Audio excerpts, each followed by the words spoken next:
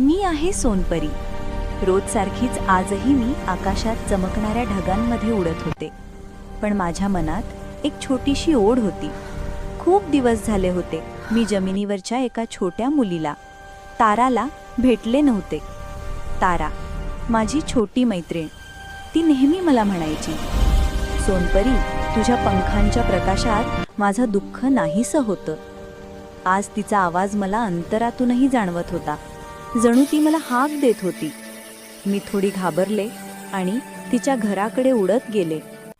घराच्या खिडकीतून डोकावून पाहिलं. तारा शांत पडली होती. तिच्या चेहऱ्यावर थकवा आणि डोळ्यात जणू शब्दच शब्द साठलेले. मी हळकेच तिच्या जवळ बसले आणि हळू आवाजात म्हणाले, तारा, मी आलीये. ते ऐकताच तिच्या पापण्या हलल्या. ती खूप हळू आवाजात म्हणाली, सोनपरी, मला तुझी वाट पाहत होते. मला आज खूप भीती वाटत होती. तिचा थरथरणारा आवाज ऐकून माझं हृदयच काळजात दडपलं. मी तिच्या छोट्याशा हातावर माझा सोनेरी प्रकाश ठेवत म्हणाले, घाबरू नकोस ग तारा. जेव्हा कोणी खूप थकतो ना, तेव्हा परी त्याची स्वप्न उचलून घेतात आणि त्याला पुन्हा मजबूत बनवतात. ताराच्या डोळ्यात पाणी आलं. ती म्हणाली, तू मला सोडून जाऊ नकोस. मी हसले, पण माझ्या आवाजातही थरथर होती.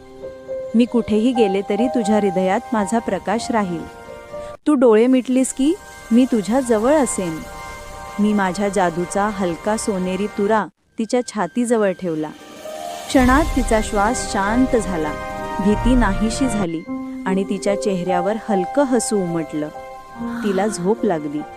मी उभी राहिले, पण पंखांना जड वाटत होतं. किती आश्चर्य! परी असूनही मला निरोप देताना मन भरून येत होतं. मी हळूच खिडकीतून बाहेर उडताना म्हणाले, तारा, तू धैर्यवान आहेस आणि जेव्हा तू जागी होशील तेव्हा मी पुन्हा येईन, तुझ्या हसण्यात, तुझ्या स्वप्नांत. आकाशात उंच उडताना माझ्या पंखांवर चमकणारे सोनेरी थेंब कदाचित पावसाचे नव्हते, ते माझेच अश्रू होते.